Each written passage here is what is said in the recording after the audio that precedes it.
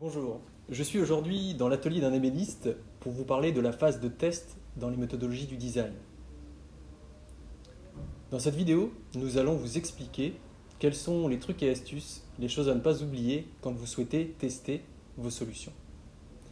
Utiliser les méthodes issues du design pour développer des projets d'innovation ou de service, c'est prendre le parti de faire, d'incarner les idées, de les prototyper et donc de les tester auprès des futurs utilisateurs.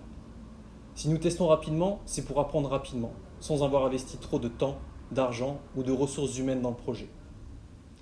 Tester peut aussi nous amener à découvrir que les solutions proposées ne sont pas en lien avec des besoins réels. On apprend alors de nos erreurs. Tester, oui, mais comment s'y prend-on? Pas si facile, me direz-vous. Tout dépend de ce que vous souhaitez tester. Cela peut aller de l'application mobile au prototype d'un aménagement urbain, une rue, un boulevard, dent Creuse par exemple. Dans le premier cas, celui du test d'un service numérique, le test utilisateur se fera à l'aide de votre maquette d'écran réalisée par exemple avec l'application Marvel App. Je vous invite à la télécharger et à la tester. Nous détaillons également les outils du prototypage dans la vidéo précédente. Et idéalement, ce test se déroule en présentiel. Le designer s'installe à côté de l'utilisateur et lui propose de tester la maquette devant lui. Ce test peut se faire à plusieurs reprises durant le projet pour tester des éléments différents. On pourrait tester le parcours utilisateur, ou workflow en anglais, le design graphique, la compréhension des icônes et des boutons, l'offre de service. Il faudra alors savoir précisément ce que vous cherchez à tester. Si vous avez la possibilité d'avoir un collègue pour noter les retours, c'est encore mieux. Cela vous permettra d'être concentré sur l'échange avec la personne. Pour tester de nouveaux aménagements d'espaces d'accueil ou d'espaces publics, il faut passer à une phase de prototypage plus ambitieuse, du mobilier, de la signalétique, des parcours. Tous ces éléments peuvent être mis en place de manière éphémère le temps du test. En général, un test en design d'espace se déroule sur plusieurs semaines. Pendant cette période de préfiguration, l'équipe projet se rend sur le terrain pour observer les usages, échanger avec les usagers et peut même faire évoluer les propositions suite au retour des utilisateurs pour tester encore. Il est possible de tester de nouveaux fonctionnements en interne aussi, un nouveau format de réunion, de nouveaux outils collaboratifs. Dans ce cas, il faudra communiquer à vos collègues bêta-testeurs le cadre et la temporalité de la phase de test. À la fin de celui-ci, vous pourrez envoyer des questions ou mener des entretiens rapides avec les utilisateurs pour qu'ils puissent vous faire des retours. Les questions que vous pourriez poser sont les suivantes. Cette nouvelle organisation vous convient-elle? Qu'est-ce qui fonctionne selon vous? Qu'est-ce qui ne fonctionne pas? Comment pouvons-nous l'améliorer?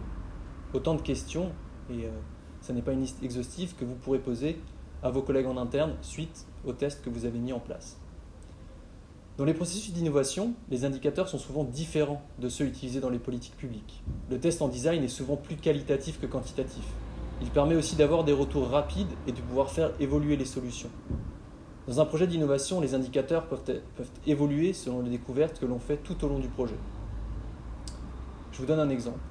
Un indicateur d'économie, économie de gobelets en plastique, si on travaille sur les éco-gestes, peut se transformer en un indicateur de bien-être ou de collaboration. Il y a moins de consommation de gobelets en plastique, car les gens se retrouvent plus souvent à la cuisine et utilisent des tasses qui ne sont pas jetables, et l'indicateur a changé finalement. Il est aussi possible de tester des solutions avec des moyens très légers ou de manière plus ambitieuse. Un même prototype de mobilier peut être composé uniquement d'objets existants ou de maquettes en carton. Ces meubles mobiliers pourraient être maquettés ici, dans un atelier, en bois, avec leur forme définitive. De même, vous pouvez faire tester une application avec une maquette d'écran en papier ou aller plus loin et réaliser un prototype cliquable. Cela dépendra de l'avancée du projet, des éléments majeurs à tester et du temps disponible pour réaliser le prototype et le test. Tout comme la phase d'immersion, il faut essayer de ne pas introduire trop de biais liés à un jugement trop hâtif. Regardez sans cesse les usages avec un regard neuf. Si un utilisateur ne comprend pas votre solution, ce n'est pas parce qu'il est bête, c'est parce que votre solution n'est pas forcément adaptée à son profil. Un autre biais peut être celui de la qualité de vos maquettes. Si celles-ci sont trop approximatives, il se pourrait que l'utilisateur ne réponde pas tout à fait à ce que vous attendiez. Assurez-vous que vos propositions soient suffisamment structurées pour être sûr de collecter les bons retours. En somme, restons humbles. Notre solution, même si nous y avons mis du cœur à l'ouvrage, peut aussi s'avérer inadaptée au contexte ou aux utilisateurs que nous ciblons.